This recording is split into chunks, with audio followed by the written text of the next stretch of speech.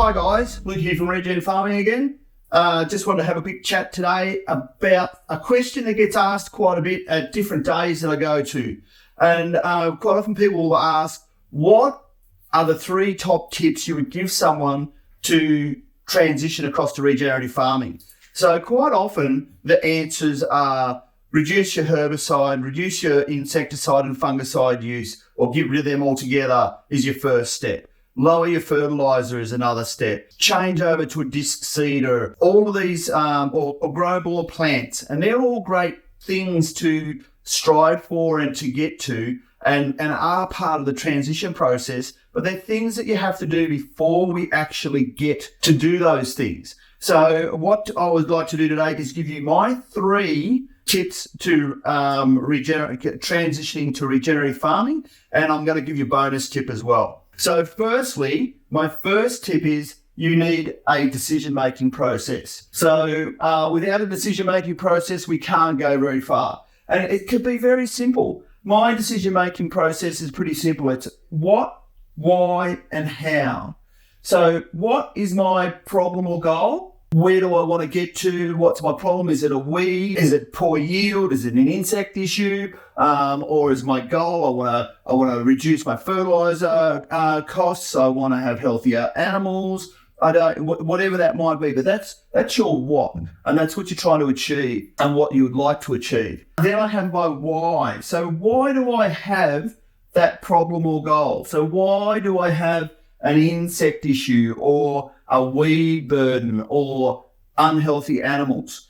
So why do I have those things? Or why do I want to have healthier animals? Why do I want to lower my fertilizer costs? So you've got to have a reason to do these things. If you don't have your what and your why, you'll never come up with your how. And that is, your how is your answer. So if you know these 2, your what and why, you can come up with your how.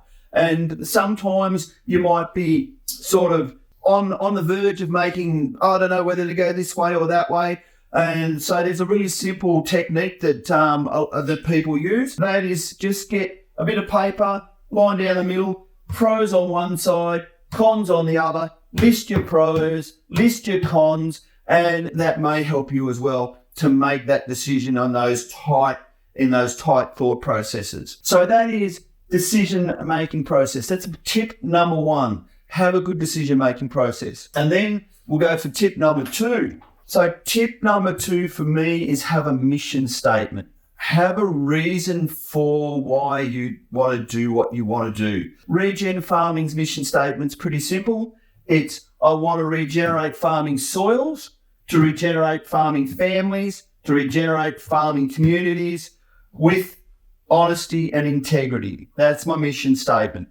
Yours will be completely different to mine, and it could change. Mine's changed over the years, over the 15 plus years I've been doing this. My mission statement has changed, and for what I want to achieve with my business. Your mission statement might be, I want to grow high nutrient dense food at low cost. It could be anything, but you've got to have that mission statement, because your decision-making process and your mission statement will help you with your plan, which is your next tip. So tip number 3, before you do anything, you've got to have a plan. You've got to make a plan.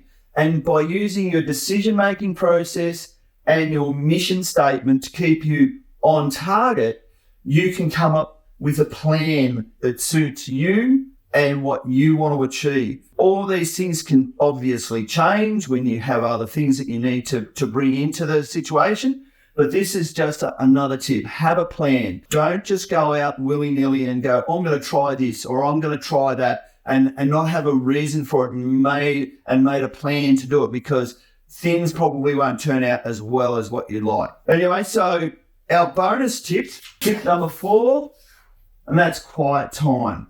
So quiet time for me is I get up in the morning, I make a coffee, I sit down, I spend 15 or 20 minutes just having a quiet time.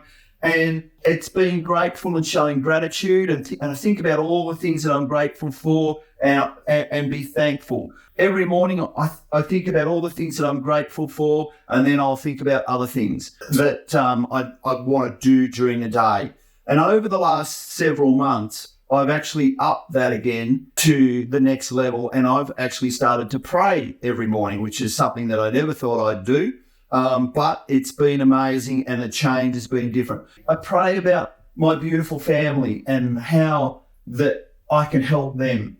The animals that I have, like I've got amazing horses that I use for riding for disabled, and I'm thankful for that. I've got an amazing little house that we live in. It's nothing flash, but I'm thankful that I've got it, and I thank every day that I've got these things, because so many other people don't. The opportunity to help people every day. I thank God every day when I wake up that He's given me another opportunity to help a farmer improve their soil health, or to help a child at Riding for Disabled to improve their life.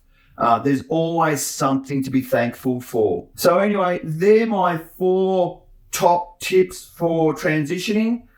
Decision-making process, mission statement, make a plan, have your quiet time every day, and you'll be surprised if you do those 4 things how much easier transitioning will be. Anyway, I hope these tips have helped you out, and I hope you transition across to Regen Ag ASAP. Anyway, have a great day.